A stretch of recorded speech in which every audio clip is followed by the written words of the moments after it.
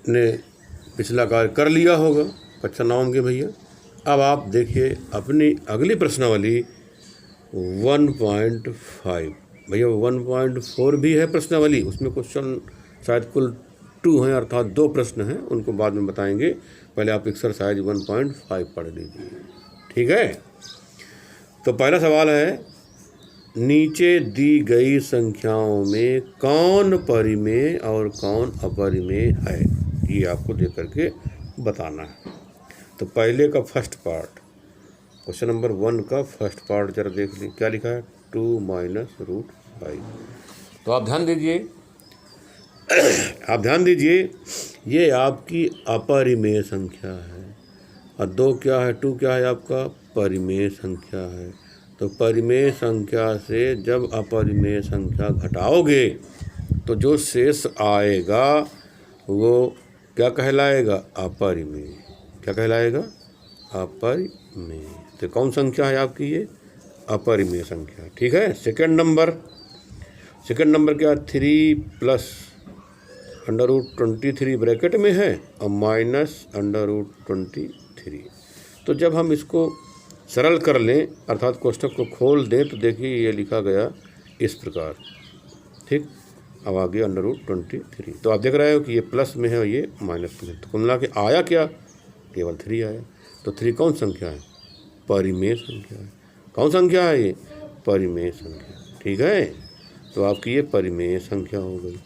अब इसके बाद क्वेश्चन नंबर 3 है, पहले का थर्ड पार्ट, 2 √7 / 7 √7। अब आप जान रहे हो कि ये वाला इससे क्या हो जाएगा, कट जाएगा, तो बचेगा क्या, 2/7। तो 2/7 देख रहे हो, अंश भी पूर्णांक, हर भी पूर्णांक, अर्थात कौन संख्या ये, चूँकि P/Q के रूप में लिखी है, तो ये कौन संख्या है आपकी, परिमेय संख्या, ठीक है। अब आप देखिए अगला है फोर्थ नंबर, 1/√2। 1 अंश भी पूर्णांक लेकिन हर पूर्णांक नहीं है, अर्थात ये कौन संख्या है, अपरिमेय संख्या। कौन संख्या है ये, अपरिमेय संख्या, ठीक है। क्योंकि अपरिमेय जो संख्या परिमेय नहीं होगी, भाई परिमेय तो है ही नहीं, क्योंकि अंश भी पूर्णांक है लेकिन हर भी पूर्णांक नहीं है, अर्थात √2 है, ये पूर्णांक थोड़ी है। भाई पूर्णांक आपके क्या होते हैं, शून्य पूर्णांक, धन पूर्णांक, अर्थात 0 1 2 3 4 5 6 7 8, ये तो होते हैं पूर्णांक, ठीक है। पूरे 1 2 3 4 5 पूर्णांक पढ़ा कि नहीं पढ़ा आपने। अब पूर्ण संख्याओं में आपने 0 1 2 3 4 5 इस प्रकार पढ़ा हुआ है। तो कुल मिलाकर के अंश आपकी परिमेय है और हर आपकी अपरिमेय, ये भी कर सकते हैं। तो परिमेय में जब अपरिमेय का भाग देंगे तो जो भागफल आएगा वो अपरिमेय संख्या ही आएगी, इस प्रकार समझ सकते हैं। 5वां देखिए, 5वां है 2π। ये भी क्या है, अपरिमेय है ना संख्या। अब आप कहेंगे क्यों है अपरिमेय, तो हम कहेंगे 2 कौन संख्या है आपकी, परिमेय संख्या। पाई कौन सी है, अपरिमेय संख्या है। तो परिमेय संख्या का जब गुणा करते हैं अपरिमेय संख्या में, तो जो गुणनफल प्राप्त होगा वो अपरिमेय संख्या ही प्राप्त होगी। अर्थात फिर से एक बार ध्यान दें, 2 परिमेय संख्या है, पाई आपकी अपरिमेय संख्या है। तो परिमेय संख्या का जब अपरिमेय संख्या में गुणा करेंगे तो गुणनफल कुछ आया कि नहीं आएगा, गुणनफल क्या आया आपका 2π। तो गुणनफल सदैव क्या होगा आपका, अपरिमेय संख्या, अर्थात 2π कौन संख्या है, अपरिमेय संख्या है। अब आप क्वेश्चन नंबर 2 देखिए, कौन सा प्रश्न, 2 प्रश्नावली 1.5 का दूसरा सवाल देख ले। फर्स्ट नंबर लिखा हुआ है, first part, second part, third part, fourth part. लिखा है, निम्न व्यंजकों में से प्रत्येक व्यंजक को सरल कीजिए तो सभी को गुणा, जोड़, घटाना, भाग आना ही चाहिए। तो फर्स्ट नंबर पर आपको सिखाया गया है गुणा, 3 + √3 का गुणा करना है, कहे में 2 + √2 में, ठीक।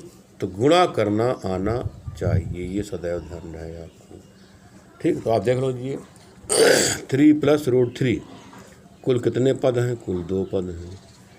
आगे वाले में 2 + √2 लिखा, इसमें कितने पद हैं, 2 पद हैं, ठीक है।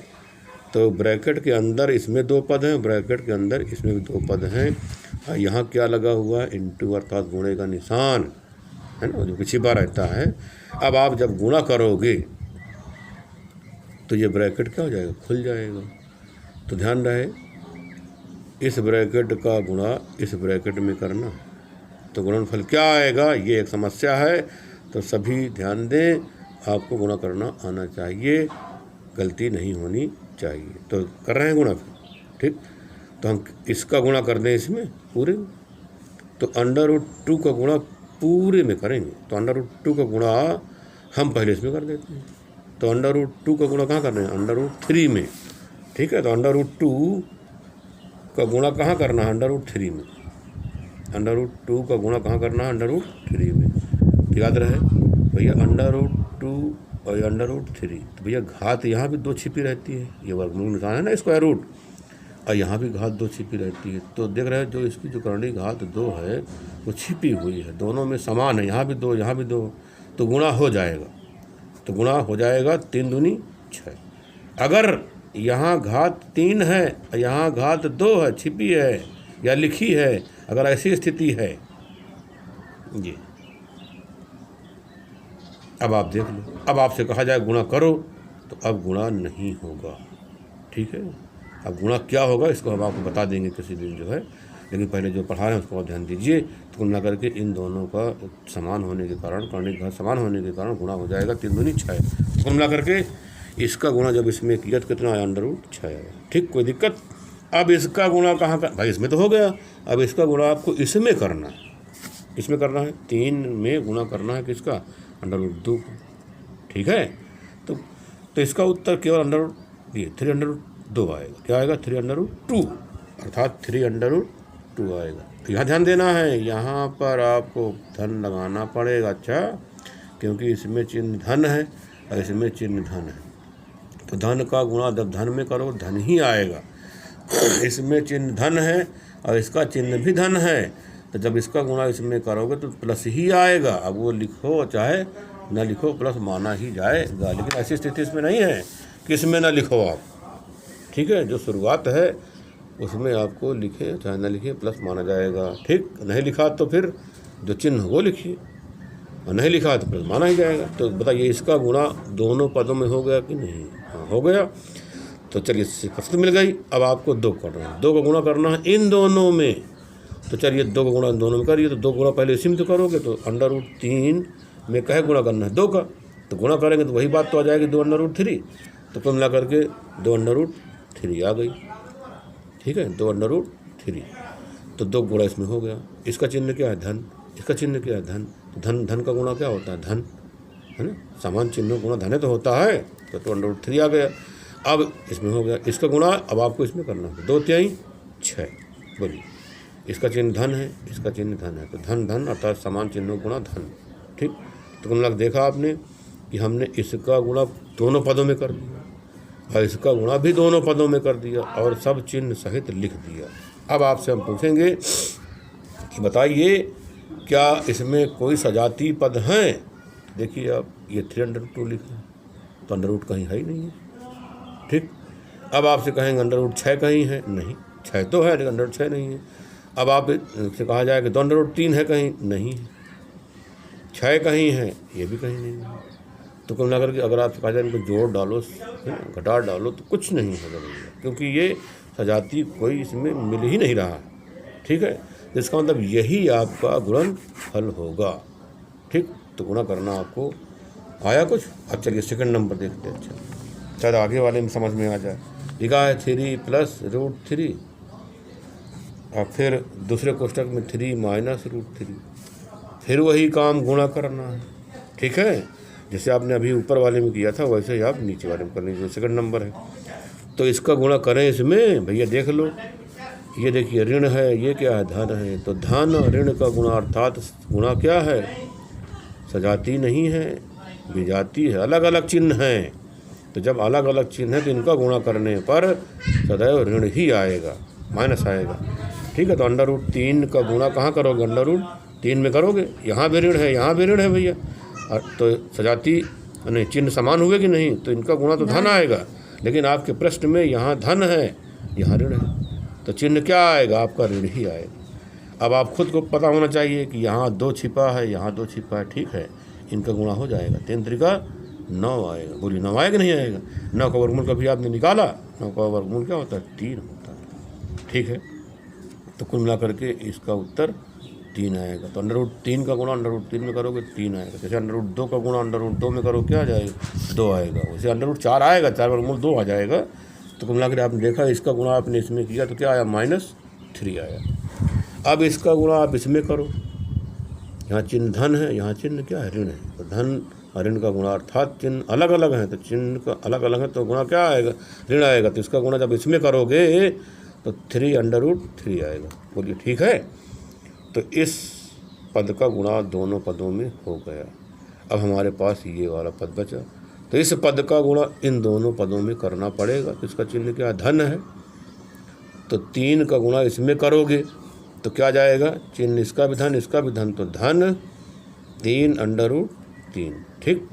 अब इसका चिन्ह आप इसमें करोगे, 3 का गुणा इसमें करोगे 3 में, तो 3 त्रिका 9, क्या जाएगा? 9। चिन्ह कौन सा रहेगा? धन गुणे धन, चिन्ह समान, तो गुणनफल क्या?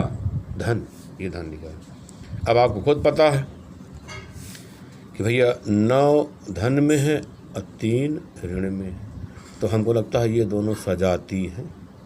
क्या है ये? सजाती हैं। बोलिए है कि नहीं? अब चिन्ह अलग अलग हैं, गुणा नहीं कर रहे हैं आप, जोड़ घटा रहे हैं। अच्छा, तो जब चिन्ह अलग अलग होते हैं और सजाती पद हैं तो क्या करेंगे? घटा देंगे। तो 9 से 3 क्या हो जाएगा? घट जाएगा। क्या जाएगा? 6। चिन्ह कौन सा लगेगा? जो बड़ा हो। 9 का चिन्ह क्या है? धन, और 3 का चिन्ह क्या है? ऋण। तो बड़ा इसमें कौन है? 9। तो चिन्ह कौन सा लगेगा? धन, ये लगा दिया धन, ठीक। अब आप ज़रा देख लीजिए, ये वाला और ये वाला पद क्या है? सजाती है। सजाती कि नहीं? इसका चिन्ह धन है और भैया इसका चिन्ह ऋण है। तो धन और ऋण चिन्ह अलग अलग हुए कि नहीं? तो क्या होगा? घटेगा। अलग अलग चिन्ह है तो घटाएंगे, घटाएंगे तो आप देख लो, इसमें भी 3√3 है और इसमें भी 3√3 है, दोनों क्या हो जाएंगे? कट जाएंगे। समान है कि नहीं? तो कुल मिलाकर के क्या उत्तर प्राप्त हुआ? +6, ठीक। अब इसी प्रकार क्वेश्चन नंबर आपका 3 है। तो 3 को क्या करना है? आपको होमवर्क करना है बड़ी ईमानदारी से। क्या लिखना है? √5 + √2 का क्या करना? Whole square. अब आप जानते हो कि √5 + √2 इसका हम गुणा करेंगे √5 + √2, है ना। इसको 2 घाते हैं, 2 बार लिख दिया। आप क्या करेंगे? इन दोनों पदों का गुणा बारी बारी से इन दोनों पदों में कर लेंगे, जो आएगा वही आपका उत्तर हो जाएगा। इसे आपको स्वयं करना है, ईमानदारी से करना, किसी से पूछना नहीं है, अपने मन से करना है, अपने दिमाग से। चौथा देख लो, √5 - √2, ठीक। √5 + √2, इसका भी क्या करना है? आपको गुणा करना है। इन दोनों पदों का गुणा दोनों पदों में कर लेना। पहले भैया इसका गुणा इसमें करना, फिर इसी का गुणा आप इसमें करना। जब गुणा हो जाए इसका गुणा इसमें करना और इसका गुणा इसमें कर लेना। फिर आप सजातीय पद जोड़ लेना। अब विजातीय पद तो भाई जुड़ते नहीं हैं। तो इस प्रकार आप ये 3rd और 4th ईमानदारी से अपने मन से, किसी से पूछना नहीं है। अगर किसी से पूछ लिया या कहीं देख लिया तो कोई लाभ नहीं है, ठीक। ईमानदारी से अपने मन से ही करिए, ठीक है। अब आप धीरे धीरे, अगर नहीं आता रहा होगा तो आपको आ जाएगा, क्योंकि अभी और आगे भी बताना है। शेष धन्यवाद।